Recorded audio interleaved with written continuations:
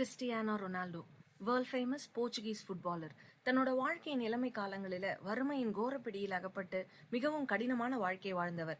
பல நாட்கள் பசியிலையும் பட்னியிலையும் வாழ்ந்தவர். ஆனா இன்னைக்கு உலக பணக்காரர்களில் ஒருவர்.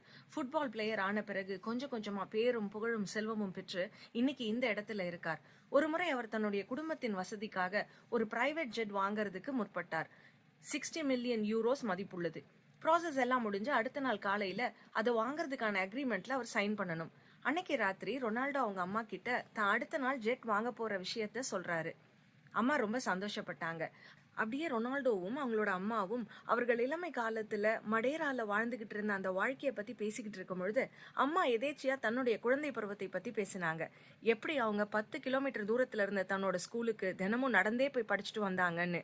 பஸ் இல்ல, கார் இல்ல, மழையிலையும் குளிர்லையும் நடந்து போய் படிச்சுட்டு வந்த கதையை சொன்னாங்க. அன்னைக்கு ராத்திரி ரொனால்டோக்கு தூக்கமே வரல. அம்மா சொன்ன அந்த கதையே ஞாபகத்துல இருந்தது.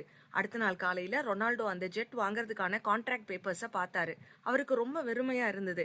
தன்னோட அம்மாவை போல இன்னைக்கும் பல குழந்தைகள் அதே கரடுமுரடான பாதை வழியா குளிர்லையும் மழையிலையும் வெயிட் நிறைஞ்ச பேகை தூக்கிட்டு நடந்தே போய் படிச்சுட்டு வரதை பத்தி யோசிச்சாரு.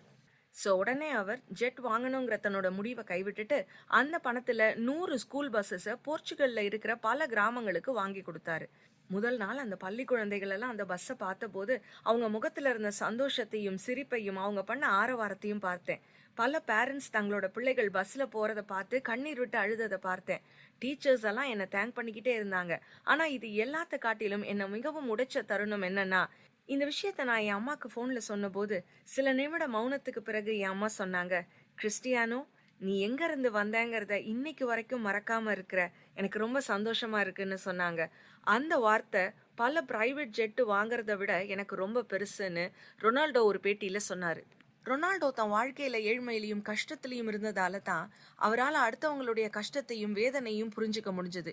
பல சின்ன பிள்ளைங்களுடைய ஒரு ஆசிர்வாதத்துக்கு அவர் காரணமா இருந்தாரு. இன்னைக்கு ஒருவேளை உங்க வாழ்க்கையில ஏதோ ஒரு காரணத்தால ஏதோ ஒரு ஏரியால உபத்திரவத்தின் ஊடா போறீங்களா? கண்ணீரோடும் கஷ்டத்தோடும் இருக்கீங்களா? உங்களோட இந்த கண்ணீருக்கு பின்னாலையும் இந்த கஷ்டத்துக்கு பின்னாலையும் என்னைக்கோ எப்பவோ யாரோ ஒருத்தருடைய சிலருடைய வாழ்க்கையின் ஆசிர்வாதத்துக்கு நீங்க காரணமா இருப்பீர்கள்.